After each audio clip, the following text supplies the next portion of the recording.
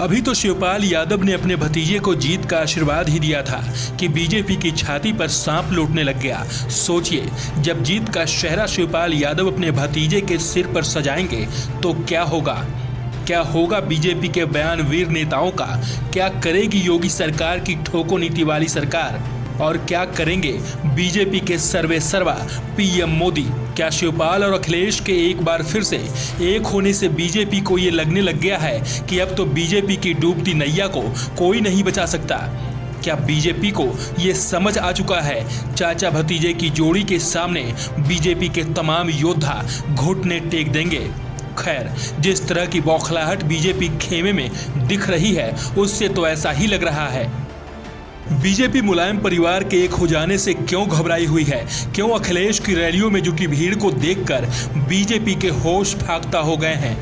ये मैनपुरी में पहुंचे शिवपाल यादव ने अपने ही अंदाज में बता दिया कि बीजेपी की विदाई का वक्त आ गया है।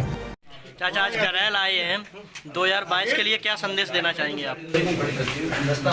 2022 में भारतीय जनता पार्टी को हटाना है, तो इसलिए हम लोग समाजवादी पार्टी और प्रगतिशील समाजवादी पार्टी मिलकर चुनाव लड़ेगी और भारतीय जनता पार्टी को हटाएगी। शिवपाल और अखिलेश यादव के एक होने का ही तो डर है बीजेपी को कि चुनाव से पहले बीजेपी ने अपनी कठपुतली एजेंसियों को समाजवादी नेताओं के पीछे लगा दिया।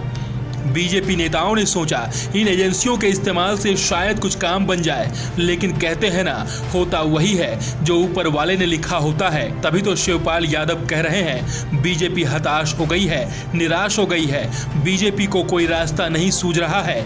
ऐसे में बौखलाहट में इन एजेंसियों को हमारे पीछे लगा दिया है। जिस तरह चाचा जो है रोज ईडी के छापे पड़ रहे हैं मैनपुरी जिले में सपा कार्यकर्ता, उस पर क्या कहेंगे आप? इनकम टैक्स भी है ये तो। जी, इनकम टैक्स जी इसलिए पढ़ रहे हैं। जी चाचा। अब हम लोग दोनों एक हो गए। जी चाचा। घबराहट है। जी चाचा। भारतीय जनता पार्टी हट जाएगी। जी चाचा। इसलिए परेशान कर।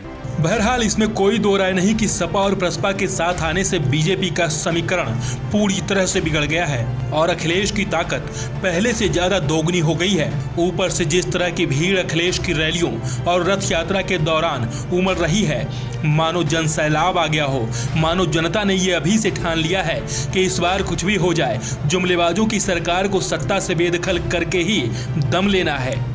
एक तरफ अखिलेश पर लोगों का विश्वास, एक तरफ अखिलेश का करिश्माई चेहरा और दूसरी तरफ शिवपाल यादव की संगठन पर पकड़। ये ऐसी जोड़ी है जिसके सामने बीजेपी के तमाम चाणक्य और उनकी नीति धरी की धरी रह जाएगी और इस बात का एहसास बीजेपी को भी है। तभी तो शिवपाल यादव दावा कर रहे हैं कि बीजेपी चाचा भतीजे की जोड़ी से घबरा गई है। बहरहाल एक तरफ चाचा भतीजे की जोड़ी, ऊपर से उत्तर प्रदेश की जनता का अखिलेश यादव को अपार समर्थन। इससे इतना तो साफ है कि 22 में बीजेपी की विदाई निश्चित है। अब तो देखना सिर्फ ये है कि जनता बीजेपी को इज्जत बचाने लायक भी वोट देती है या नहीं, क्योंकि उत्तर प्रदेश में 22 का चुनाव ही 2024 की दशा और दिशा तय करेगा। और अगर अखिलेश बीजेपी को सत्ता से बेदखल करने में कामयाब होते हैं तो ऐसे में वो एक नेशनल लीडर के तौर पर भी उभरेंगे जो विपक्ष का एक बड़ा चेहरा बन सकते हैं।